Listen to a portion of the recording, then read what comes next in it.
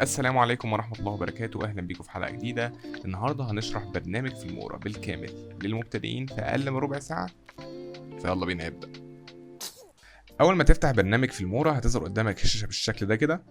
هتروح تضغط على نيو بروجكت. طبعا لو انت عندك بروجكت قديم هتروح على اوبن بروجكت عشان تفتح البروجكت ده وتكمل على شغلك، وفي حالتنا هنا هنعمل نيو بروجكت.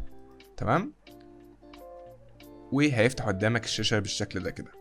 اول ما تخش على برنامج فيلمورا هتلاقي فيه 3 بانل ظاهرين قصادك. اول بانل اللي هي المين نافيجيشن بانل، وبعديها البريفيو بانل، وبعديها طبعا التايم لاين بانل دي اللي احنا هنمنتج عليها. اول حاجه هنبص على المين نافيجيشن بانل دي. زي ما انتم شايفين احنا في حته الميديا. اول ما نبقى في حته الميديا دي المنطقه اللي انت تحط فيها الفيديوهات بتاعتك والصور والاوديو، كل اللي انت هتستخدمه في البروجكت بتاعك. فاول حاجه نعملها هنضغط كليك هير تو امبورت، وبنختار الفيديو بتاعنا. تمام، وعلى سبيل المثال هنختار الفيديو ده كده، نضغط عليه ونعمل اوبن. هتلاقيه ظهر قدامنا بالشكل ده كده. هناخده ونعمله دراج اند دروب ونحطه على التايم لاين.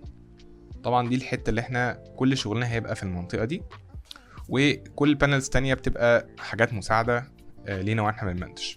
طيب نكمل شرح في المين نافيجيشن بانل. عندك في اكتر من خانه فوق زي ما انتم شايفين كده. في الستوك ميديا دي بكل بساطه برنامج فيلمورا متعاقد مع كذا ويب سايت. الويب سايتس دي هتلاقيها موجوده على الانترنت.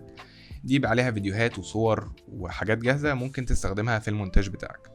لو عايز تستخدمها اضغط هنا على علامه الداونلود دي، وبكل بساطه هتلاقيها نازله عندك وتستخدمها في الفيديو بتاعك. طبعا بنفس الطريقه هتلاقي في الاوديوز، في اوديوز كتيره جدا قصادك مختلف الاشكال. بقى تختار من اي حته عندك، ممكن تروح هنا مثلا في اي حته هتلاقي اوديوز كتيره جدا. طبعا انت بقى ممكن تبص عليهم زي ما انت عايز وتنقي اللي انت عايز تستخدمه، وبنفس الطريقه تضغط على علامه السهم دي عشان تعمل لها داونلود وتستخدمها. طبعا هتلاقي في شويه اوديوز عليهم علامه من فوق زي دي كده.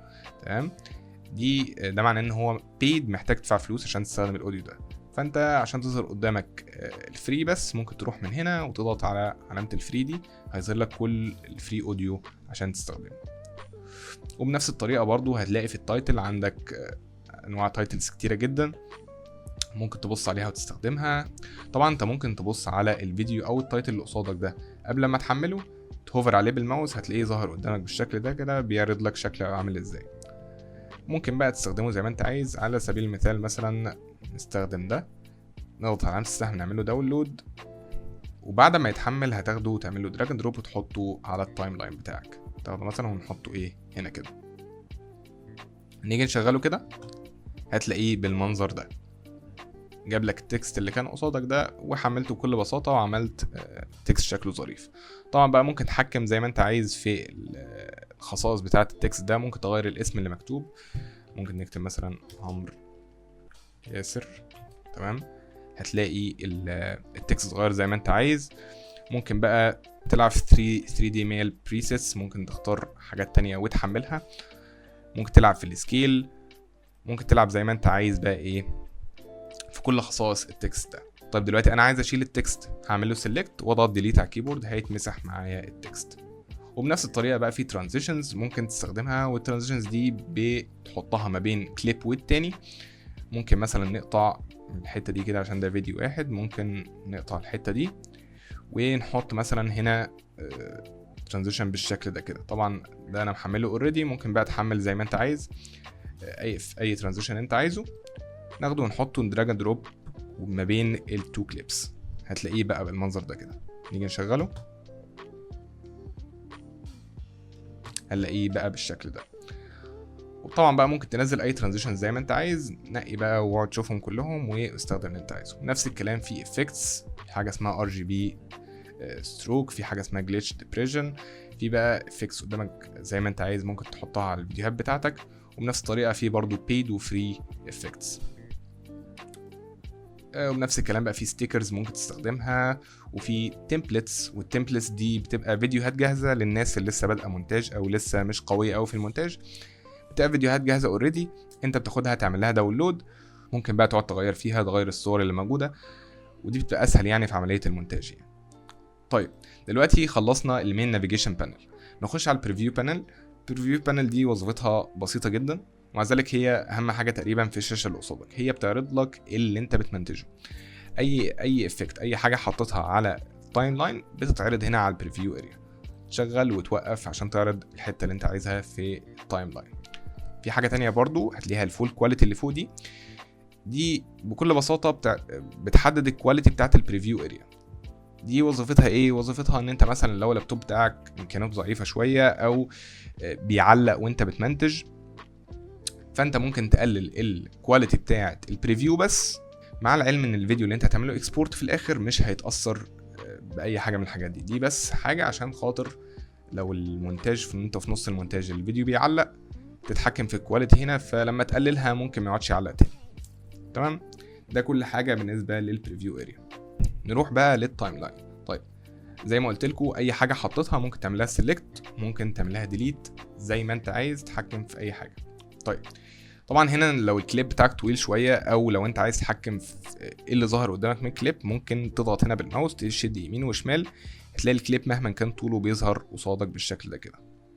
تمام، رغم ان الفيديو ده 3 دقايق، فمع ان هو ظهر قدام بالشكل ده. ممكن برضو تمده عشان تشوف تفاصيل الفيديو قصادك بالشكل ده. تمام، طيب نيجي نبص بقى على التول بار، نعمل سيلكت للكليب بتاعنا ونيجي نبص على التول بار. ايه اللي موجود في التول بار؟ هتلاقي عندك اول حاجه السيلكشن تول، دي بسيطه، تعمل سيلكت لكل الكليبس اللي عندك، بتختار السيلكشن تول وتعمل سيلكت للكليب بتاعك. دي وظيفتها. طبعا دي وظيفتها انها تلغي اي تشينج انت عملته، كنترول وزد. تمام، يعني افرض مثلا انا عملت اي حاجه وعايز ارجع في كلامي فيها او عايز اشيلها، فممكن اضغط هنا او اضغط كنترول وزد، دي هترجع لي عن اي خطوه انا عملتها. دي برضو ديليت، دي ممكن تعمل سيلكت لاي حاجه وتعمل ديليت من هنا، او تعمل ديليت من على الكيبورد.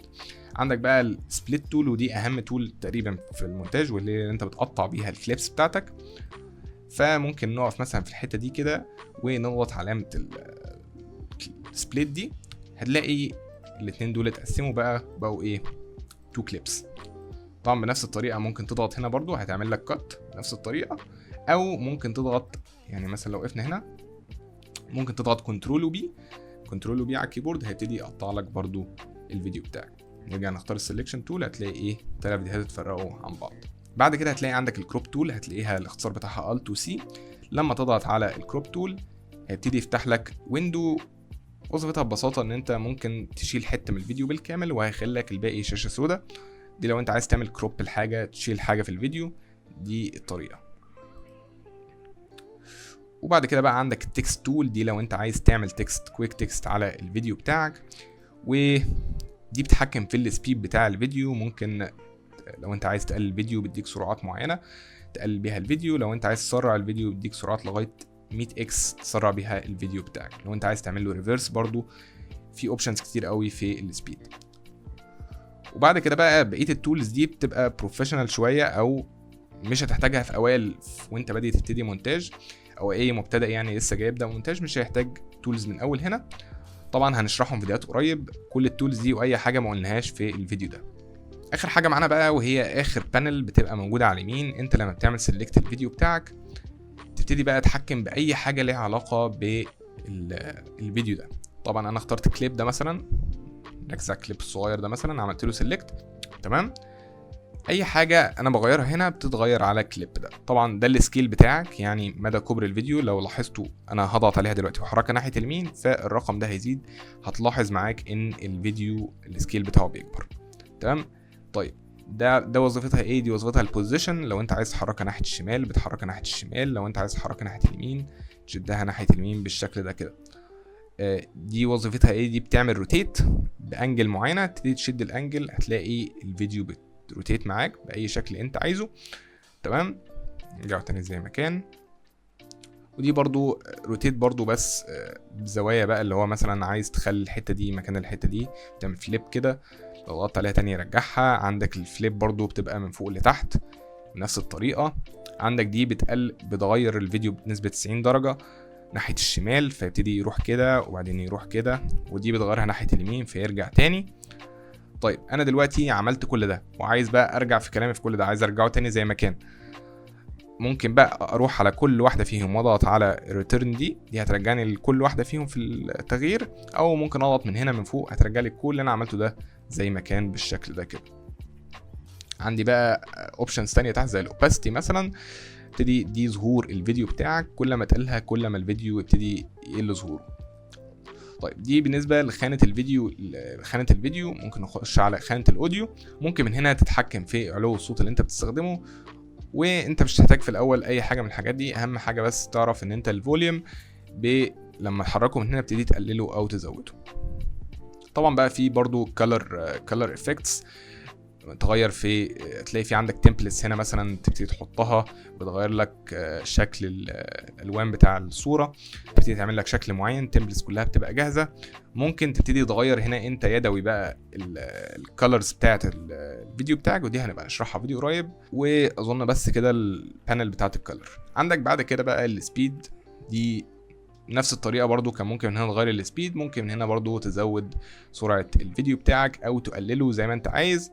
تبتدي تعمل له ريفرس بنفس الطريقه كده، انت عملت له ريفرس كده، انت رجعته تاني زي ما كان.